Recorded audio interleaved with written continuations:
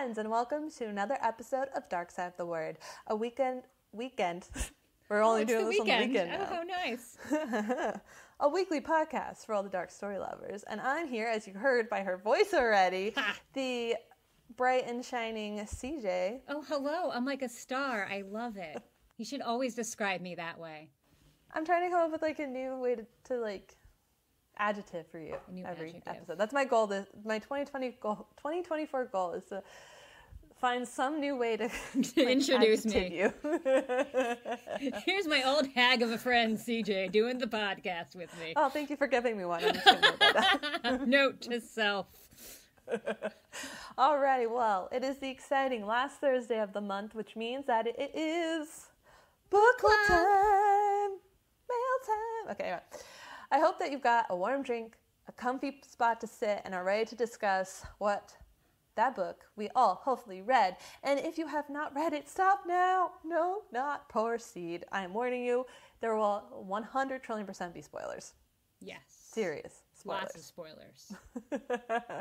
So, this month we read Lone Woman by Victor LaValle. It is a story about a woman who flees California after burning her childhood home with her dead parents inside.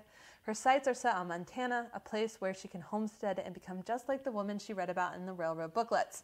But she brings a trunk that's so heavy the horses can barely carry it. The trunk doesn't seem to be full of the items she'll need to survive off the land, but something else. A thing that darkens her new future in the Montana landscape. Dun, dun, dun! Spooky. All right. I know, right? And per usual, if you haven't left this podcast now and you haven't read the book, okay, again, stop. If this sounds interesting, stop, go read it, come back. We will be here. We'll be here waiting for you. This podcast isn't going to go anywhere. I'm not going anywhere. I'm here to talk about all the spoilers. Exactly. Go check one of our other podcasts for maybe another book you read. But this one now. Anyway, like always, we're going to start with our star ratings of the book. Wait, frap. CJ's going to give hers while Kait goes reminds herself what she gave it. And I will talk very slowly so Kait can type and bring up her Goodreads account. So my rating for Lone Women, by the way, not Lone Woman, but Lone Women. Google all over again. Is 3 stars. Okay, I have my Goodreads pulled up. Thank you, Goodreads, for sponsoring this podcast. Thank you, CJ, for reading so slowly and giving you ample time to bring up your notes. Okay, I also gave it 3 stars. Oh, look at that. But I don't know if it's a strong 3 stars. I feel like it's a 3 stars that should be divided into, 1, was this a good book in general, like a well-written story, an entertaining story, blah, blah, blah, blah. And then, on the other hand, was this a horror story? And those 2 scores will make up the final score. That's how I'm going to do it in my head, basically. I think the reason I gave it 3 stars is there was one distinct part of the book that I enjoyed. Okay. And that stuck with me a little longer. Let's talk about it. It's kind of like me watching the movie Maestro on Netflix that just came out. I have not seen and giving it a 32 only because of the makeup. Wow. Like, it probably would have gotten a single digit if the makeup wasn't so fucking phenomenal. I'm just like, I have to take a second and tell everyone, like, Bradley Cooper acts the whole age of Leonard Bernstein. Oh. And yet at the end, with the full-on old makeup, they even got the jowls under the neck. Like, I just sat there, and I was like, is that Bradley Cooper? Did they get someone else? Like, is that? Wow. And, like, he gives that little tilt of his head that's very, like renowned for Bradley Cooper. Like, no, that's him. I was blown away. Blown away. Because old makeup's also the hardest thing to ever do. In special effects makeup, it is the hardest thing. Because the skin tone and the dark spots, it is literally. But you're getting a 32 just for the makeup. Everything else sucked. I'm sure the makeup people will be very happy at the award ceremonies. But anyway, back to this book.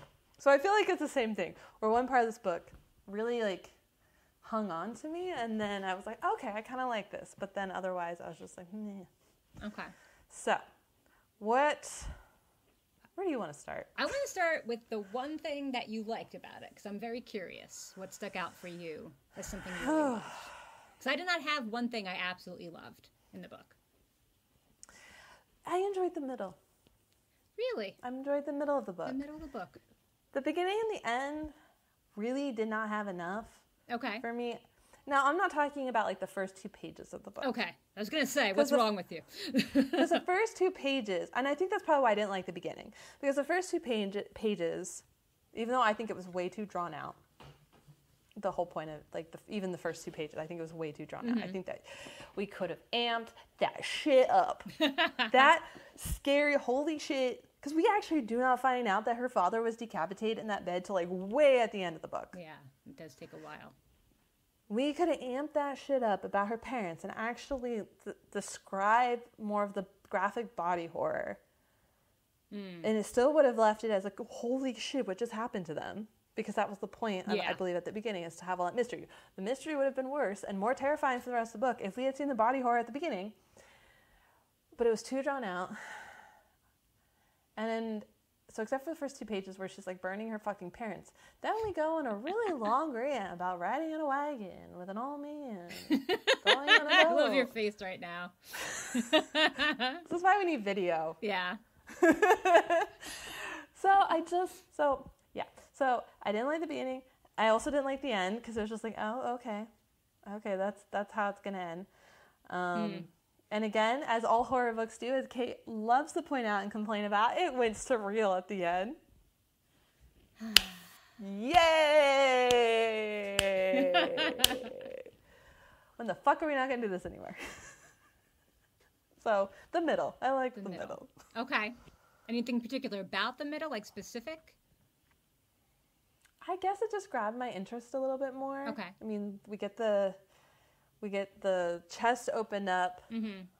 We get the boys running around and the mom. Like, there's some good like horror aspects of it. Finally, I really liked her relationship with Sam and his mom. Mm. So I thought that was really cute. I did really like that and how like she helped them. Mm-hmm. Yeah. Okay. I don't know. It did catch my interest for like a hot second in the middle. Okay. You? Okay. So how about you? Did you have anything you liked about the book? I generally liked the book. I thought it was pretty well written. It had interesting characters for me, interesting storyline for the most part.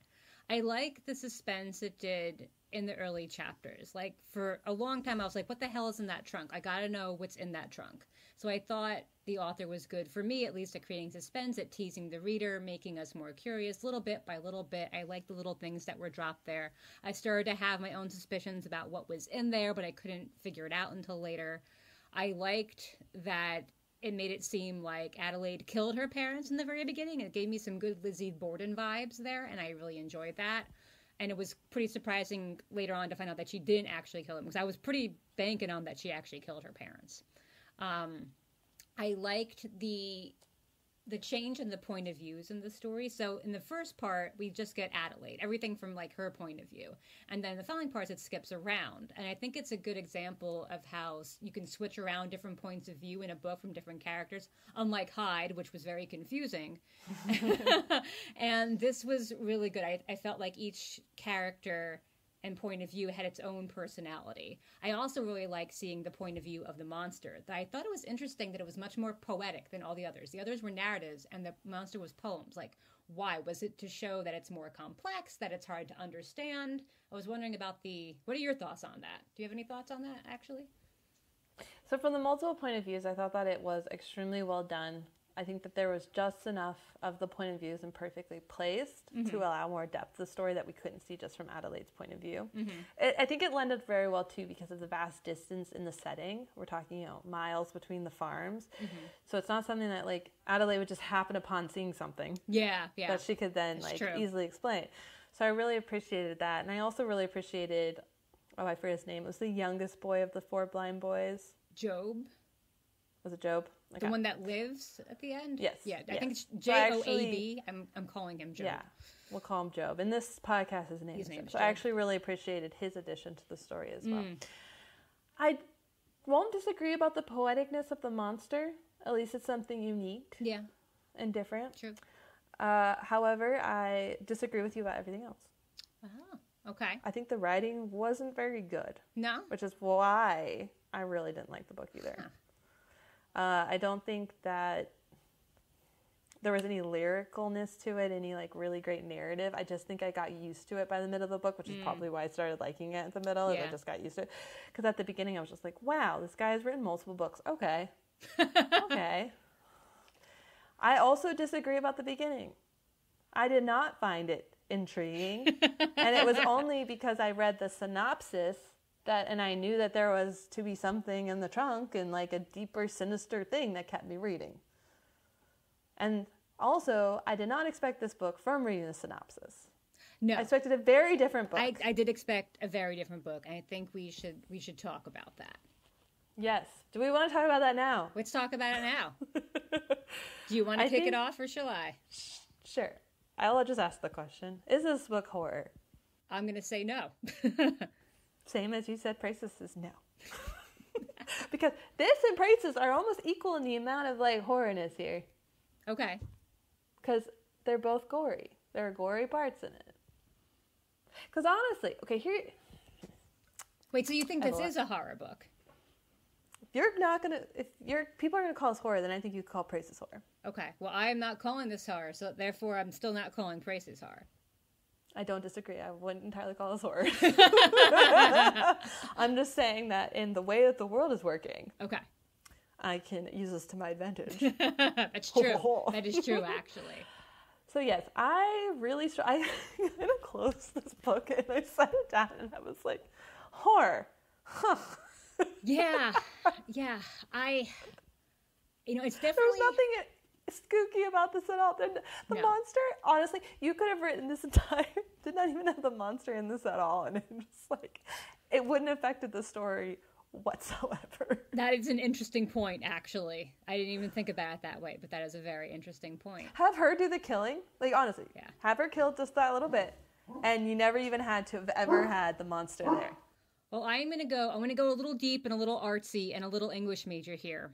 And I think that the monster served a purpose in the sense that, so this is billed as a horror story. I wouldn't say it's a traditional horror story because it's not spooky except for very early on when you're like, what the hell's in the trunk? It's got to be something creepy.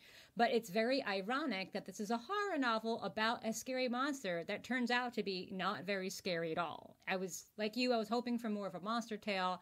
And the monster quickly turns into a more sympathetic character. And the real monsters turn out to be the townspeople.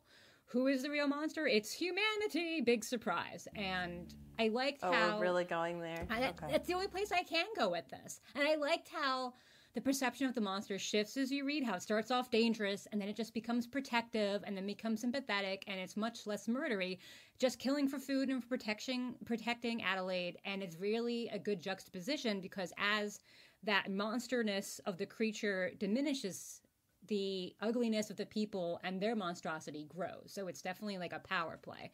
So I feel like that's what we're meant to get from the story. But I wouldn't call it a horror story unless you're saying that it's a people horror story, which is very big right now with a lot of social justice focus, that people are awful and humanity can be awful. But I was looking for a monster tale, and it wasn't really a monster tale. And that's why I'm upset. I wanted a monster tale. Okay. I know people suck. Did this book have an author's note at the end, or was it just the acknowledgments? I think it was just the acknowledgments. Okay, so did you read the acknowledgments? I did, but I don't remember them. In the acknowledgments, the author goes on about how he was inspired by reading about these solo women who went and homesteaded in Montana, Idaho, all this stuff. My point with that is, it sounded like he wanted to write a book historically about these women. Yes. But I guess he is more of a horror writer, so he's like, let me add a horror element just so I can keep my title. Yeah. And that is what's really annoying about it. He wanted to write a book like that, but it's like no one will read it if it's just about women in the middle of nowhere, so I'll throw in a monster. It was so frustrating because the monster is an afterthought. We don't even have a clue. Origin, why, even entirely what the monster looks like. Because at one point we go, it was her sister and birthed from her mother. Because we're told it's left on the doorstep. And then we're like, oh, yeah. Never mind. It's her twin sister. And then we find out that another woman in the town had one as well. What? I had a huge problem with that Like, it was very coincidental that Mrs. Reed also gave birth to this baby monster dragon. Like, in all the towns Adelaide could have ended up in, she ended up in the one where another woman birthed a dragon. It just didn't work for me in terms of believability. And I know we're talking about, like, dragon creatures here. I think what could have made it more believable is at the end, when that colony is founded with the lone women, I don't think anybody else brought a dragon with them, did they? Now, if other lone women had brought their dragon births there, then everybody had become like a dragon colony, then I can kind of see it all working out in the end. But to have two random dragons, how is this happening? Are dragons like sleeping with women? Is it the devil? What is this? Why are these only two dragons? And how did Adelaide end up in the same damn town as the other fucking dragon? And why didn't that lady have a human sibling as well and have twins such as her mom did? Yeah. And what is it about these women? One, they're completely different races. Two, they're in completely different walks of life. Why them? Why did this happen? Is this a world where this is common? Yeah. Because clearly two different people had it. Yeah. I just feel like should have been... Sorry, go ahead. No, I was saying I really didn't like that. None of it was explained. And I'm not saying I need full-on answers, but to use it in a plot the way that you did, there needed to be more answers to make it believable. I feel like there was an opportunity to get more answers from those two people who found Elizabeth when she was kind of roaming around and called her a goddess. Okay, yeah, I didn't even get touched about that. Who the fuck are they? It felt so random. I thought they were going to impart some wisdom on us about origin. They spoke the language, too? Yeah. And then they just disappeared. Oh, we can speak to you? And then they drug Adelaide so she can go up to the mountain? And I don't really like that they drugged Adelaide. Like, is that the only way that she could ever possibly understand her sister and be convinced that Elizabeth is not a monster? Is that if you drug her? I think it would have been better if these two people had just told Adelaide a story or a legend from their people about Elizabeth's kind, and Adam came to the conclusion on her own, not was drugged into submission somehow. The other thing... Okay, so I have a theory. Because they go and they make this town, correct? Yes. And like, okay, all of a sudden, all these people are magically going to accept her sister Elizabeth, okay? Also, weird name for the creature. Agreed. So, I had this whole idea that the monster isn't actually a monster and it's just a normal person that's slightly deformed. Did that come up in the book itself as a possibility? Or maybe I was reading a Goodreads review about that. But I agree. I was wondering if that was it too. But she had some scales. She had scales. Yeah, but maybe it was... She breathed fire. We don't really know that. There was one part where, like, her breath or her saliva was, like, so hot that it was sizzling on things. So I think she was a bit of a fire breather. Wasn't that when she was drugged? Adelaide was drugged? No, that was when, in the beginning. It was like a one mention when she was stalking something. I feel like I remember the breath stuff when Adelaide was drugged. No, that was just earlier on. It might have been when that guy was sleeping with her and like something came out of the chest afterward, or the mudges were involved. I forget now, but I remember that's because that was the point. I was like, she's a dragon because it was like hot breath and hot saliva or something. I still think it was a normal person with just a few deformities. It could be. And one rich family decided to kill their deformed child, and one kept it. So this whole thing is just... It's Hunchback of Notre Dame. Was it an analogy? A metaphor? What is an allegory? Is it an allegory kind of thing? I just don't understand why else the whole town would suddenly accept, like, they could all accept the sister. Mm-hmm. And this whole town could, like, live and exist with Elizabeth being there. Yeah. I'm not sure why either. Also, I don't know how it survived in the chest for so long, but Magic. The author left a lot of things out, and he could have left out Adelaide feeding her sister on a regular basis.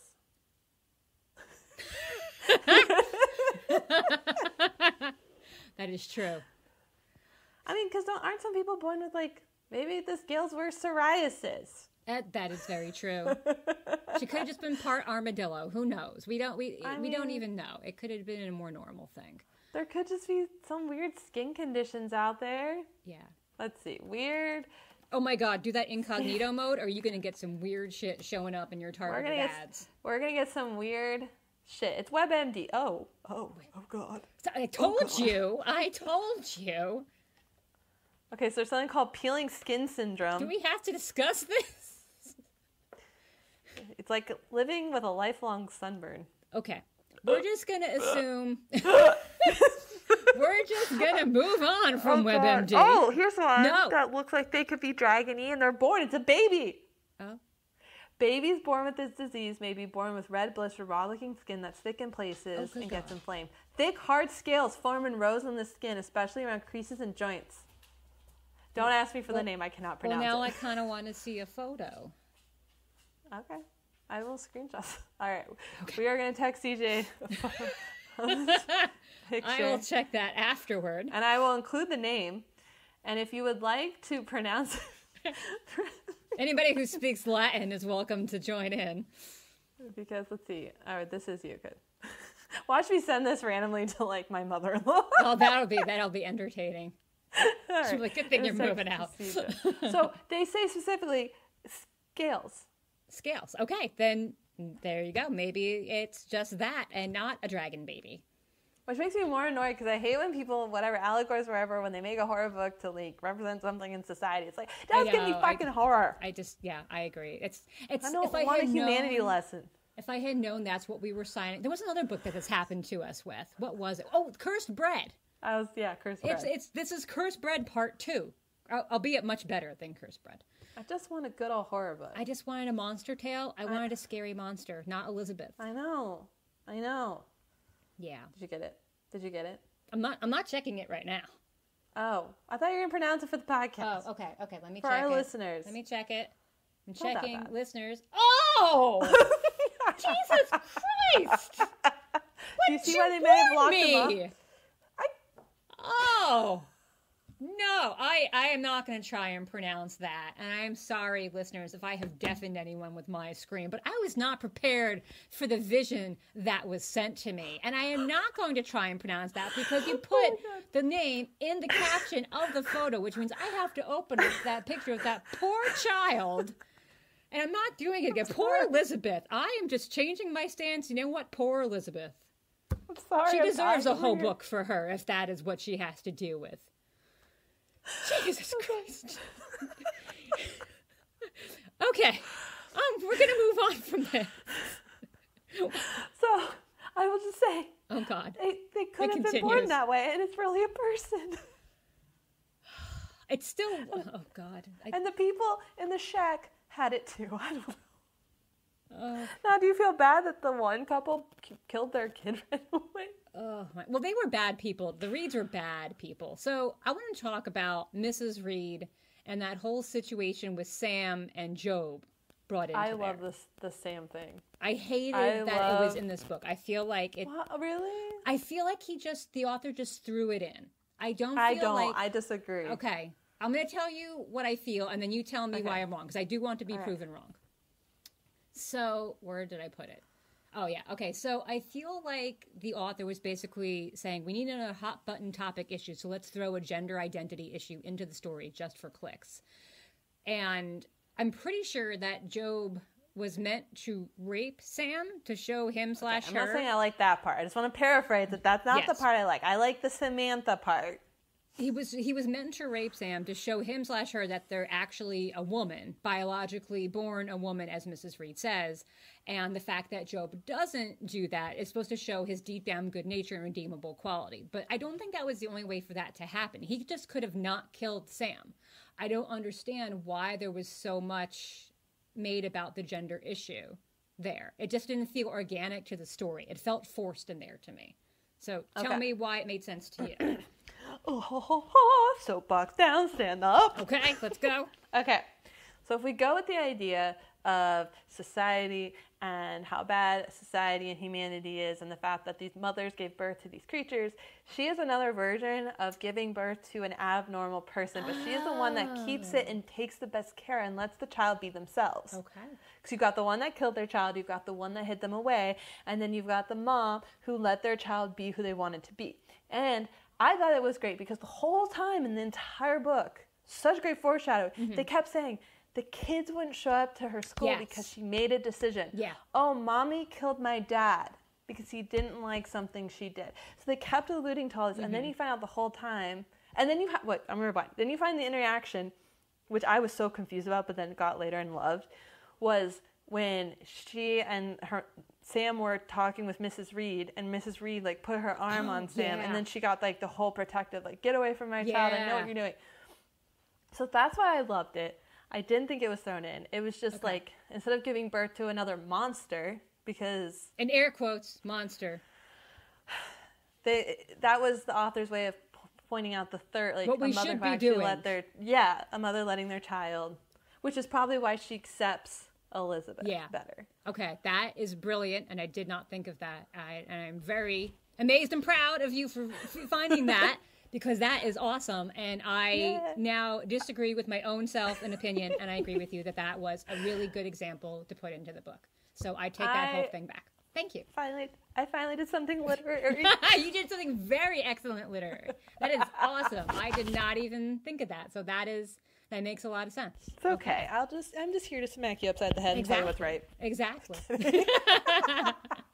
Okay. So I think that's like one of the reasons it got 3 stars is because of stuff like that. I really appreciated those moments. Because I also didn't feel like it was down your throat. I thought it was very like, I didn't think that the whole Samantha Sam thing was shoved down your throat either. I thought it was actually like a very like subtle. It was very subtle. Addition. I think that's why I had a problem with it when it finally came out. That's a poor choice of words.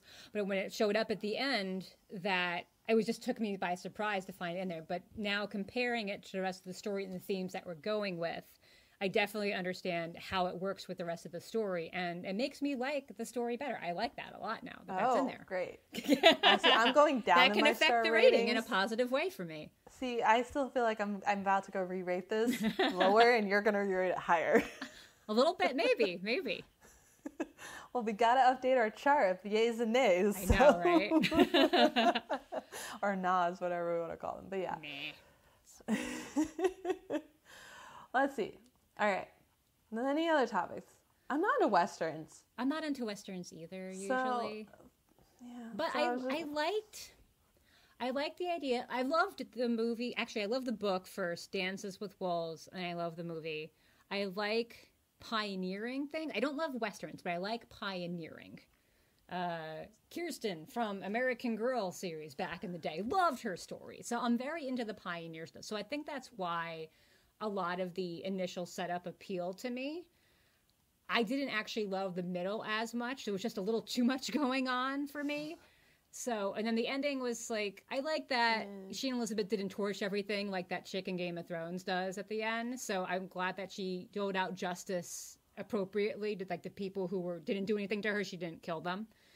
But I still think the whole thing where they formed the colony and nobody else with dragon babies or whatever that disease is of that poor child you sent me has ended up there too. I think that really should have been a thing where more people go as a refuge, I guess, for that type of issue that they're dealing with. All right, I'm going to go here. I want to talk about a hot button topic. Uh-oh. So no one hate me. Uh-oh. Okay, so this was predominantly a female cast, correct? Yeah. You could say, yeah. I mean, we had Job and stuff, but it was mostly like female. Yeah. How do we feel about a guy writing this book? I'm not bothered. I'm a little. Why? Because I feel like we're going the whole with, I just failed myself. Artemis?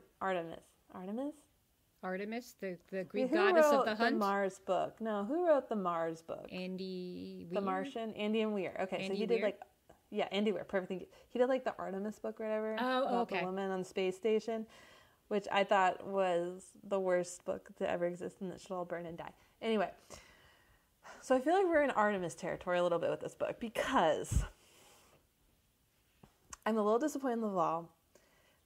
He very much kept repeating how big Adelaide was to the point that it made me feel like he made her extremely masculine, so that it was something he was familiar enough to write about. I see what you're saying, but I did not feel that way. I think it just showed how she was strong and surprising to others and could help wrangle Elizabeth. I didn't see it as a negative. But female writers don't, and if you know of a woman, like if you know how a woman really thinks, we don't focus on that because it's embarrassing to us. So being a woman who is extremely tall and not proportionate to how most women are built. I'm Adelaide, pretty much. I found it to be very hard, and I did not appreciate it. If we're talking about things by male authors that we do not appreciate, I'm going to go and bring up the fact that I did not appreciate what seemed to me like a gratuitous lesbian sex scene in the book, because there was really no point to that. We saw Adelaide and what's-his-face getting it on, but there wasn't nearly the extent of detail that there was for the two women getting it on, and I feel like that's just the male obsession with lesbianism. Why did that need to be there? We knew how they cared about each other. We knew what they felt. We didn't need to do that. So I think that was just an indulgent moment there of the male desire. So I didn't care for that either. That took away from it for me. Like, I rolled my eyes. I'm like, oh, God, seriously? We're going to get into this? Do we need to? No. It serves no point. I also feel like I'm slightly hypocritical in talking about this because I do see female authors write men all the time, and I don't say otherwise. But I do think that there's a difference in the way that people can access psyches. And I feel like men don't, because women are so different. God, I'm going to be totally canceled out. But because of the way women think and that women are, like, we're wired in our heads differently, like, the way that we can access people's, like, psyches and thoughts and emotions and having that deeper connection with people isn't as common in men. I'm not saying it's not there. Mm-hmm. It's just not as common. So I think when men write, because we're all so different, because we go through so many different monthly changes and so many different things internally, is that they can't access this as much. And so they tend to, like, we make men too emotional in our books, but they tend to just fuck up women in general. So I really struggle with that. Like, would this have been better, since it's such a topic, you know, if we're talking about own voices writing own books, this comes down to gender as well, since this was such a feminine-based story about women, you know, being strong and making the land and solo steadying themselves, would this have been better from a own voice author? If it exists out there, like maybe a woman didn't write it. I don't know. I see what you mean, though I think it's, as with everything, it has to be taken on a person-by-person, case-by-case basis. I know this one male author who writes women's fiction, and I was shocked the first time I found out that he was a man, because he goes by a pen name, which is a woman's name. And he is just so in tune with, like, how I feel, I think as a woman, what I do, my insecurities. It felt like I thought a woman wrote it. And I was shocked to find out it was a man. So I can't imagine anybody getting into my head more perfectly than that male author did. And I think that's fine. I don't think this is something that needs to be entirely... It is case by case, and I think author by author. I guess I just want to say, too, if we have male listeners on this podcast, okay, and I hope I didn't scare you away with that conversation, I just want male authors to take a minute when they're deciding to write a female character and really think for a second, am I masculizing this character too much because of my own, you know, internal thinking of the world? And, like, take a second and re-review their characters. Because, like, in this case, it's like, were you actually doing her body and your constant mention of her strong body, like, in that way, was that really a plot thing and that's who she was, or was that you not able to break through it? Same as with Artemis, you know, you calling the domes and the moon boobs, was that really feminine, or your own biases getting into your writing? And so if you're a male writer writing a female character, I ask you just to re-review your female characters and just make sure that they are not male biased. In this case, I think that it was helpful to the plot that he kept talking about. Maybe not as much as he did, but it was helpful to the plot because Elizabeth felt like an outcast. She felt like Adelaide. Adelaide felt like an outcast. Adelaide felt like a lone woman. But she could have been that way just because she was black, not because she looked like a man. But that also contributed to it, that she was not a feminine, perfect, quote, woman who just, you know, dripped with femininity and delicateness. She was different, and that's further served to make her an outcast, and also maybe helps her to identify with her sister, who also feels like an outcast. That they share that outcast nature and being ostracized by society. Not only is she black, but she's also very tall. She's not this dainty feminine gal, and she's very independent. These are all things that really were not prized. Look what happened to Sam's mom. She was also very independent and not a typical dainty pushover woman, you know? I think just the Dainty size. woman can be strong too. They Dainty absolutely woman. can. I had to throw that out there. Buffy I'll is only let you have 5'2". She absolutely can be strong. God, are we going to start being Buffy references? I mean, that's my everyday life. So what I'm start? joining in. God, I just started season 6. Yeah. That's tough. It's going to get tougher. Gonna get God tougher. damn it. I mean tough as in emotionally, not that it's bad yet. Yeah. Because I don't think season 6 is bad, right? It's just season 7. Season 7's the bad one. Okay. So season 6 is still considered okay. Yeah, Yeah. I like it's hotly contested. Some people love it, some people hate it because it takes a liking it very so far. definite turn from where Buffy has been before. I mean, I agree, but I like that because she's growing up and everyone's growing up. And That's I like what that. I say. I also did not realize Michelle Trachtenberg is in this. Yeah, Huge. yeah, I know, that's it's like her kickoff. Yeah, it's interesting. Totally respect for her as an actress now. Holy shit! What does she do now? I've never seen her in anything else other than she was Eurotrip, in which was fantastic. She was in Gossip Girl. Oh, I never watched that. Oh, it's so good. Okay, anyway, we're side tangenting. Okay. Let's see. I'm reviewing my notes. Oh, we talked about the man side. the manliness of the unfortunate manliness of Adelaide, which was picked upon. The scaly child. I know. I think we hit everything that I wanted to hit on. I wish there were more dragons that showed up. We talked about that. Mrs. Reed was awful. The fact that she wanted to set music to the lynch mob thing going on, what the hell is wrong with her? That's just, what an We gotta awful, romanticize awful our person. lives. Oh my God, what an awful person. Okay, I did like the Mudges, though. Or however you call them. I did not like the Mudges. I thought it was brilliant, the fact that they were, playing as blind children, so when they show up, no one believes it's really them. Love it. Love it. Hands down, love their addition to the story. That's such a weird name, too, the Mudges. I can never remember it. My comment here, the fucking Mudges had it coming when Adelaide attacks them.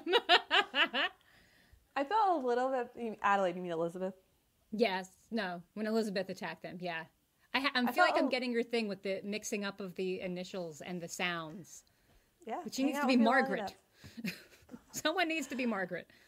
I felt a little bad for the oldest of the ones the sons that survived. The one that was in the barn. Oh, yeah. I felt a little bad. He was a little for him. simple, yeah. I feel like he just kind of got the wrong end of the deal. He did, He poor survived the monster only to be killed by his brother. The real monster. Who didn't rape Sam, so he's a redeemable monster. I'm also just sick and tired of the bigger lessons in books. Can we just, like you said, have a monster story? Yeah. God damn it. I don't want to learn in life. Books are escape, okay? Yep. Okay, so before we give our new ratings of the book, I would also just like to point out what we think this book can be helpful for writers. What could a writer get from this book to help them grow their craft? So you're going to write a monster tale, and you're going to tell us you're writing a monster tale. Write a monster tale. And if you want it to be allegorical, maybe at least hint at it in the jacket copy. So, true. Just hint at it. We don't have to know everything. You can keep it all under wraps and surprise us with how brilliant you are later on. But at least just let me know going in, I'm not getting a full-on monster story. Yeah. I think mine is that this is a great example of writing from multiple point of views. Yes. And he did a really good job of when he added them in, how much he shared. Because honestly, I do feel that except we never saw the newspaper guy again. He was in the opening part of the book, but we never got a perspective from him again. I do think it was really well done that the characters were peppered in the story with other point of views, so that by the time they got a point of view in the book, you really kind of already knew a good chunk about them, so it didn't feel like, oh, wait, who's this person? You know? Definitely. So I think that was very well done. So I think that if you do read this book, pay attention to that to hone your own writing. Mm-hmm. And I had something else I was going to say, and now I can't remember. Goddamn brain. Come on. It was a good thing, too. Another thing that this has is that I think you and I talked about it either on the podcast or as an aside to each other, that we're seeing so many books now with so many multiple points of view. And this is just, and we're talking about industry trends. There's an industry trend, seeing multiple point of view novels popping up like mushrooms just everywhere. He has another one where you got, 7, 8 different points of view going in. Yeah. It used to be a limit of 3 or 4 at most, and now that's just being broken down. And I don't know why that's such an appeal right now. you also used to see them from a very distinct point of view too, where they would start at the beginning of the book. They would be called out at chapter headings. Mm-hmm. You know, those and that it was broken like that. And then lately, I have been seeing a lot of books where like in third person, they'll just written in third person. They'll randomly throw it in, and then you'll be like, oh, okay. Yeah. So it is changing, but I like that. I like that things are changing. I did really like how it was done in here. I was not confused at all. I think it was I agree. And it expanded the book. I mean, this was a very short book, and I think throwing in the other characters helped expand. Mm-hmm. It made this world feel massive, even though it was very small. Yes, it did, actually. And it was a very short book. Yeah, I agree. So, do you remember what you were going to say? No. Okay, then. All right. What is your rating now? Can I give it 2 ratings? No. One full rating. Yeah, make it average. Okay. What's your average? So I'm going to tell you how I get to my final average rating. So as a horror novel, this is still like a 0.5 or a 1. Yeah. As a general novel that I enjoyed, I'm going to say it's probably between a 2 and a 3.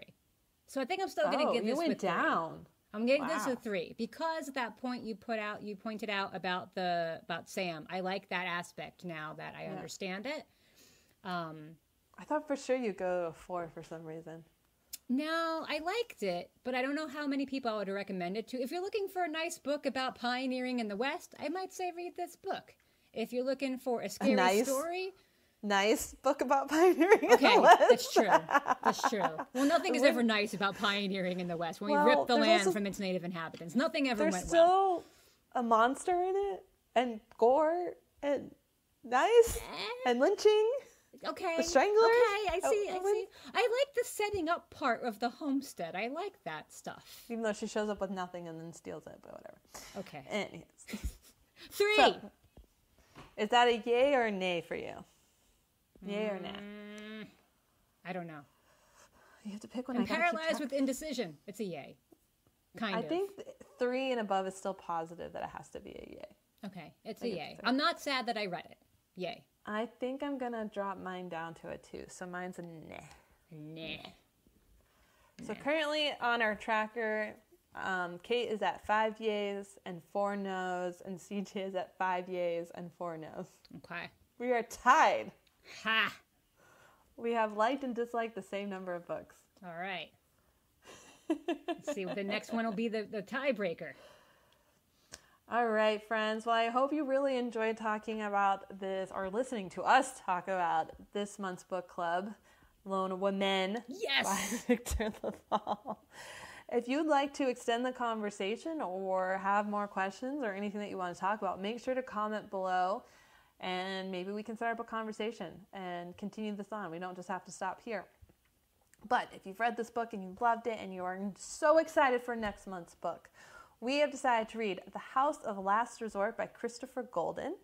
I'm really uber excited about it. The House... I should have pulled this up because I wanted to give everyone a little taste of what the book is about. This is not written in my own words, like I do so well otherwise. Goodreads, do not fail me now. That's a long description. It's a long description. I'll just give a little bit of it. Okay. So there's many towns across Europe, especially in Italy, that are crumbling down and abandoned, and a mayor in a specific town decides to sell the homes for €1 if the buyers decide to stay for at least 5 years. Cool. So an American couple, both working remotely, decide to try it out. They go. It feels like a romantic adventure, an opportunity the young couple would be crazy not to seize, but from the moment they move in, they both feel a shadow has fallen over them. Ho, ho, ho. The rooms in an annex at the back of the house that they didn't know were there. The place makes strange noises. Locked doors are suddenly open. And when they go to a family gathering, there's certain people are whispering about them. So, I think it's excited. I'm hoping this banks for a really good spooky read. I am really hoping that creepy shadow is from an actual ghost and not just some disapproving adult standing in the corner somewhere or something. This better have ghosts. It says horror, paranormal. What does it say? Anything else? And also in the description? Thriller. It says thriller. Oh God, I don't know. I'm hoping there's spookiness, but there's Italy, so that's nice. Hopefully it'll be pretty because that's the only reason I watched. Oh crap, my brain. What was that famous show that everyone was going on about? Escape to the Chateau. Location? Oh, God, we're not talking about that. Which we love, by the way, in case you misinterpreted her reaction. Best show. Yes, Best show ever. No, it's the one where there's 2 seasons and they're each in a different location. And this year it was in Italy. The resort one. At the resort. Yes. It's like White Sands, White Lotus. White Lotus. Something White with Lotus. white. Okay. Why did I say? Oh, because that's the only reason I watched White Lotus was for the setting. Yeah, same here.